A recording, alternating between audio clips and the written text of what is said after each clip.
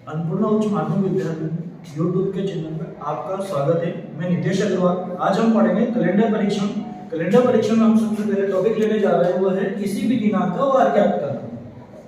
आज जनरली हमें आज की डेट का पता होता है कि कौन सा वार है, कल की डेट का पता है कौन सा वार है, लेकिन पास्ट का पूछे या फ्यूचर का पूछे तो हमें पता नहीं होता। तो इसके लिए हम पढ़ेंगे आज किसी भी दिनांक का वार ज्ञात करना। इसका एक फॉर्मूला होता है, date, month, year, leap year, century बटा 7। अब यहाँ डी से मतलब होता है दिनांक, जब हम दिनांक लिखेंगे। एम से मतलब होता है माह या मंथ, जो भी अपन को बोलना है, ठीक है। अब माह का मंथ जो रहेगा मंथ, उसके लिए हमें थोड़ी सी जरूरत पड़ेगी किसी कोड की, जो कोड यहाँ पर लिखे हुए हैं। लेकिन कोड लिखने से पहले एक सामान्य जानकारी, जब हम माह लेते हैं तो माह लेने से पहले हमें जैसे जिस सन का हमें माह लेना है, जैसे 1975, 1976 किसी भी वर्ष का हमें माह लेना है, तो हमें ये देखना पड़ेगा कि वो जो वर्ष है वो सामान्य वर्ष है या लीप वर्ष है। क्योंकि आप जानते हो सामान्य वर्ष में दिनों की संख्या होती है 365 से 1/4 और लीप वर्ष में दिनों की संख्या होती है 366, ठीक है। तो सामान्य वर्ष में जब हम कोड की बात करते हैं तो जैसे हम मोबाइल नंबर याद रखते हैं, तो ऐसे कोड याद रखने का एक तरीका है 144 025 036 146। जनवरी का कोड 1 हो जाएगा, फरवरी का 4 हो जाएगा, मार्च का 4 हो जाएगा, अप्रैल का कोड 0 हो जाएगा, मई का कोड 2 हो जाएगा, जून का कोड 5 हो जाएगा, जुलाई का 0 हो जाएगा, अगस्त का 3 हो जाएगा, सितंबर का 6 हो जाएगा, अक्टूबर का 1, नवंबर का 4 और दिसंबर का 6। इस तरह में कोड में देखो जो कोड सेम है, जैसे फरवरी, मार्च और नवंबर इनके कोड एक जैसा रहेंगे, जनवरी और अक्टूबर के कोड एक जैसा रहेंगे, अप्रैल और जुलाई के कोड एक जैसा रहेंगे, ठीक है। ये रहेंगे तुम्हारे सामान्य वर्ष में। जब हम लीप वर्ष के कोड की बात करते हैं तो लीप वर्ष में सिर्फ जनवरी और फरवरी का कोड चेंज होता है, बाकी जो कोड रहेंगे सामान्य वर्ष की तरह रहेंगे। जनवरी का कोड 0 हो जाएगा, फरवरी का कोड 3 हो जाएगा। इसके बाद हम बात करते हैं ईयर की। मंथ के कोड हो जाने के बाद हम आगे बात करते हैं ईयर के कोड की बात। जैसे हम ईयर ले रहे हैं तो ईयर का मतलब जैसे हम कोई भी ईयर ले रहे हैं, जैसे 1950, तो 1950 में आपको पूरा 1950 नहीं लेना, आपको लास्ट की 2 डिजिट काउंट करनी है। कितनी डिजिट काउंट करनी है? 2 डिजिट काउंट करनी है, ठीक है।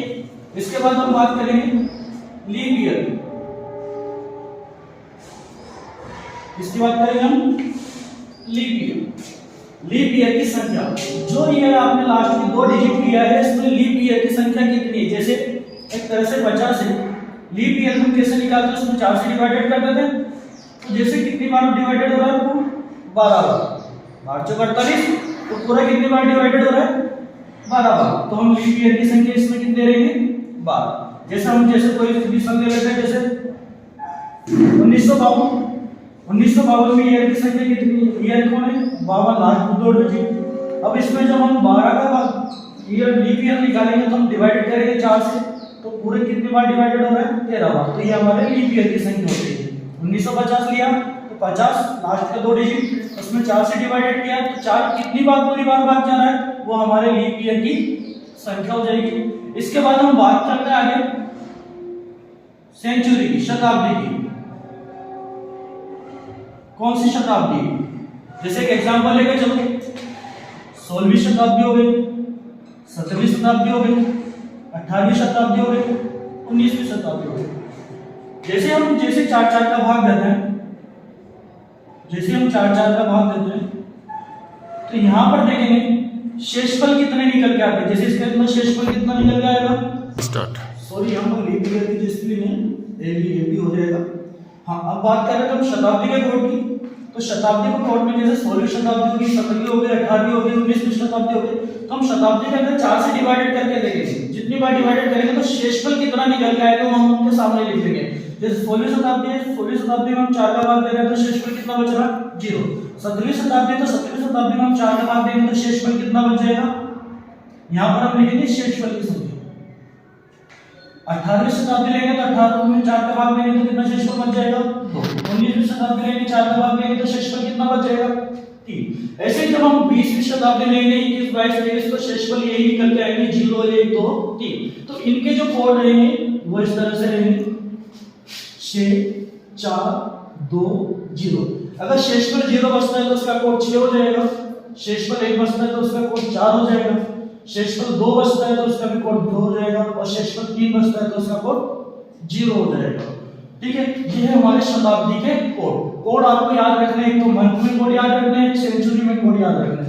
सेंचुरी मतलब शताब्दी के अंदर कोड याद रखना है, इस दो का कोड याद रखना है। इसके अलावा एक जो हमारे वार होते हैं, तो वार सेंचुरी के कोड हो जाने के बाद हम बात करेंगे जब हम ये सारे कोड मंथ के और सेंचुरी के जब हमारे कोड हो जाएंगे, जब हमारे पास सारा ब्योरा हो जाएगा, सारा डाटा आ जाएगा, जब हम 7 से भाग देंगे तो 7 से भाग देने में जो शेषफल निकल के आएगा उससे हमारा वार डिसाइडेड होगा, तो वार फिक्स होगा।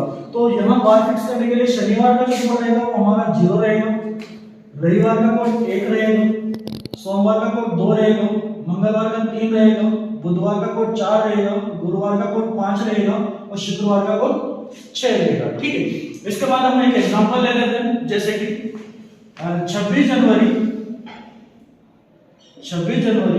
1950 को क्या हुआ था? 26 जनवरी 1950 को क्या हुआ था? ठीक है, क्वेश्चन है। तो डेट से हमारा डेट हो जाएगा, तो हमारी डेट क्या है? 26 जनवरी। तो डेट हमने ले लिया 26 प्लस जनवरी। तो जनवरी का कोड लिखने से पहले हम ये देखेंगे कि जो वर्ष है हमारा, जो हमने वर्ष लिया है वो लीप वर्ष है या सामान्य वर्ष है। अगर लीप वर्ष होगा तो जनवरी का कोड दूसरा रहेगा, और सामान्य वर्ष है तो जनवरी का कोड जो हमने बताया था सामान्य वर्ष की तरह वो रहेगा।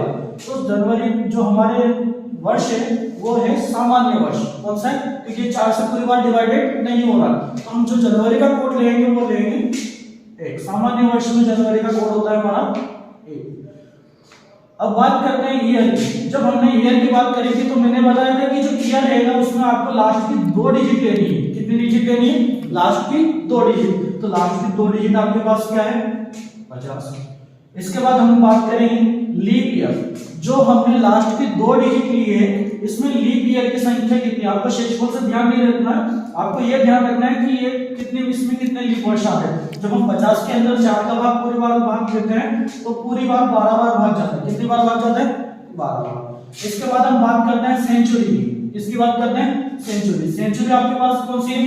19वीं शताब्दी। 19वीं शताब्दी में हम 4 का भाग देते हैं तो शेषफल निकल के आता है 3, और 3 का कोड मैंने आपको बताया था, 3 का कोड कितना होता है? 0। इसी तरह जो हम अब ये पूरा डेटा प्रोसेस होने के बाद हम इसको किससे डिवाइडेड कर देते हैं? 7 से। जब हम 7 से इसको डिवाइडेड करेंगे तो पहले ऊपर वाला जोड़ लेते हैं, तो इसको 26 और 1 27, 27 और 50 77, 77 में 12 जोड़ेंगे 89। 89 को हम 7 से डिवाइडेड करेंगे। किससे डिवाइडेड करेंगे? तो पूरी बार कितनी बार भाग जा रहा है? 12 बार। शेषफल कितना बच रहा है? 5, और 5 का कोड हमने क्या पढ़ा था? गुरुवार। कौन सा बार पढ़ा था? गुरुवार।